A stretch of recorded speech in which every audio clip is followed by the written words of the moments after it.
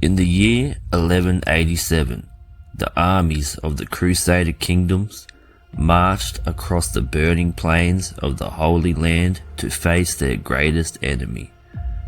Their opponent was not a king born into a great empire, but a Kurdish commander who had spent decades uniting a divided Muslim world. His name was Saladin.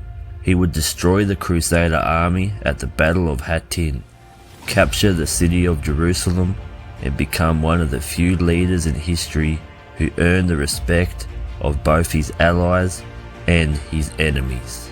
Saladin was born around 1137 in modern-day Iraq into a Kurdish family. He grew up in a world of powerful rulers, shifting alliances and constant war. His family served the Zengid dynasty, which controlled parts of Syria and northern Iraq. Under the command of his uncle, Saladin entered the military life and travelled to Egypt. There his rise would begin. In 1169, Saladin became vizier of Egypt. Only a few years later, he ended the rule of the Fatimid Caliphate and brought Egypt under the control of the Sunni Muslim world.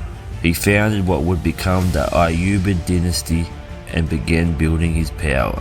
At the time, the Muslim world was divided between rival leaders, while the Crusader states controlled important territories in the Holy Land. Saladin spent years fighting and negotiating to unite these divided kingdoms.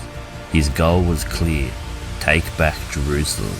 On the 4th of July 1187, Saladin's army met the Crusaders at the Battle of Hattin. The Crusader army marched through the dry landscape without enough water. Saladin's forces surrounded them, cutting them off from supplies. The result was a devastating defeat for the Crusaders. Their army was destroyed and the road to Jerusalem was opened. On the 2nd of October 1187, after almost 90 years of Crusade rule, Saladin captured Jerusalem. Unlike the conquest of Jerusalem in 1099, Saladin allowed many civilians to leave the city instead of ordering a massacre. Europe responded with the Third Crusade, led by powerful rulers including Richard the Lionheart of England. The two men became legendary rivals. Richard was famous for his courage in battle. Saladin was famous for his strategy and leadership.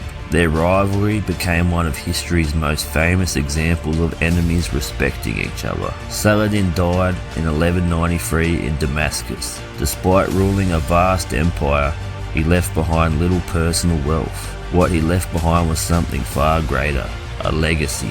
For centuries, Saladin has been remembered as a symbol of leadership, military skill, and honor. A commander who defeated armies, challenged empires, and earned the respect of his enemies.